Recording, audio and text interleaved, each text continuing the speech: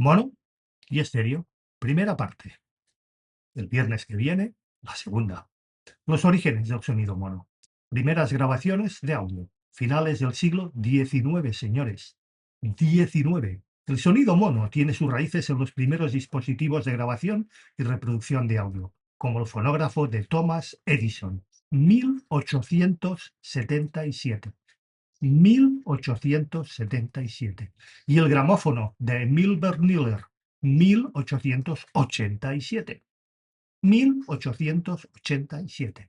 Estos dispositivos grababan y reproducían sonido en un solo canal, lo que sentó las bases del audio monoaural.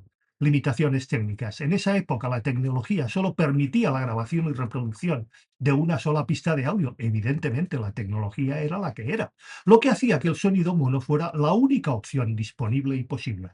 La era de la radio y el cine. Década de 1920. Con el auge de la radio, el sonido mono se convirtió en el estándar para las transmisiones. Las estaciones de radio utilizaban micrófonos simples y sistemas de amplificación monofónicos para llegar a una audiencia masiva. Cine mudo y sonoro. En los primeros años del cine, como todos sabemos, las películas eran mudas. El sonido en cine todavía no se había inventado.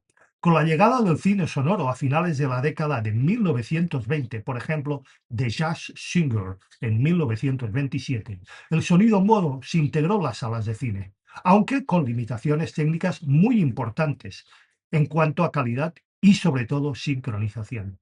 Nacimiento del sonido estéreo. Primeros experimentos, década de 1930. Ya ha llovido. Los ingenieros de audio comenzaron a experimentar con la idea de utilizar múltiples canales para crear una sensación de mayor espacialidad. Uno de los primeros ejemplos fue el audiófono, un sistema de dos canales, two channels, desarrollado por Alan Blumlein en 1931, nada más y nada menos. Alan Blumlein, este ingeniero británico, es considerado el padre del sonido estéreo. Patentó técnicas como el panorámico estéreo y desarrolló sistemas de grabación y reproducción que sentaron las bases, el cojín para lo que es el estéreo moderno. Adopción en la música. Década de 1950. El sonido estéreo comenzó a ganar popularidad en la industria musical. Las compañías discográficas, lo que hoy conocemos como majors, como EMI, RCA, empezaron a lanzar discos en estéreo, aprovechando la capacidad de los nuevos equipos de grabación para capturar y reproducir dos canales. Hemos explicado la música de la captura en un anterior post. Primeros discos estéreo, 1958. Mi época. 1950. Yo soy de la época de los 50. Se lanzaron los primeros discos estéreo comerciales, como Johnny Guitar de Peggy Lee, gran Peggy Lee. Escuchar un disco de esa época es toda una delicia. Esto marcó el inicio de una nueva era en la producción musical. El estéreo en cine, década de 1950-1960. El cine también adoptó el sonido estéreo para mejorar la experiencia del público. Películas como Fantasía de 1940 de Disney ya había experimentado con sistemas multicanal. Gran película, os recomiendo visionarla. Es brutalmente buena y brutalmente interesante. Pero fue en la década de 1950 y 1960 cuando el estéreo se convirtió de facto en un estándar en las salas de cine. La rivalidad entre el mono y el estéreo. La era dorada de la radio y la televisión. Década de 1940 y 1950. Aunque el estéreo comenzaba a ganar terreno, el sonido mono seguía siendo el estándar de facto en la radio y en la televisión. La mayoría de los hogares tenían equipos monofónicos. Los transmisores y las transmisiones se adaptaban a esta limitación. Compatibilidad. Durante este periodo, muchísimos discos y transmisiones se producían en mono para garantizar que fueran compatibles con todos y cada uno de los dispositivos a donde iba destinado. ¿Os suena de la masterización? Revolución del estéreo en los hogares, década de 1960-1970. Con la popularización de los equipos hi-fi, los sistemas de sonido estéreo, los consumidores comenzaron a demandar más música y más películas en estéreo.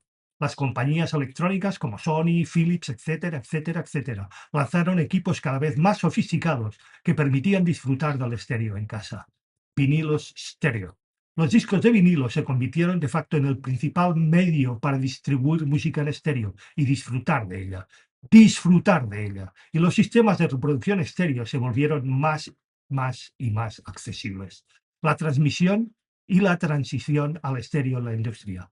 La música, década de 1970-1980. El estéreo se consolidó como el estándar de facto en la producción musical. Bandas como The Beatles y The Pink Floyd aprovecharon las posibilidades creativas del estéreo para crear álbumes innovadores donde los haya. Ejemplos de lo que es buena música: The Sgt. Pepper's Lonely Hearts Club Band de 1967. El declive del mono. A medida que el estéreo se popularizaba, las producciones en mono quedaron relegadas a reediciones de material antiguo, aplicaciones específicas como la radio AM o la telefonía. El cine y el sonido surround. Década de 1970-1980. El estéreo evolucionó hacia sistemas multicanal como el Dolby Stereo de 1975 y el Dolby Surround de 1982. Siglo pasado, señores. El surround y el Dolby Stereo se inventaron el siglo pasado. El Dolby, mucho después, que por cierto tenéis un post donde lo explico. El Dolby Surround se inventó en Barcelona. Películas míticas como The Star Wars de 1977 marcaron un hito en el uso del sonido surround. El fin del mono en el cine. Para la década de 1980 el sonido mono había prácticamente desaparecido de todas las salas de cine, siendo reemplazados por sistemas estéreo y las más boyantes en surround. El sonido mono en la era digital. Resurgimiento en aplicaciones específicas. Radios AM, transmisiones de voz, telefonía. Sí, tu teléfono cuando estás hablando es mono, 100% mono. Aunque el estéreo domina en la música y en el cine, el sonido mono sigue siendo muy relevante en aplicaciones como la radio AM, la telefonía, los smartphones, los sistemas de megafonía y los podcasts. Los podcasts son monos, donde la claridad y la simplicidad son prioritarias. Compatibilidad con dispositivos móviles. Muchos dispositivos móviles y altavoces pequeños utilizan sonido mono, 100% mono, para garantizar una reproducción consistente. Conversión de mono a estéreo.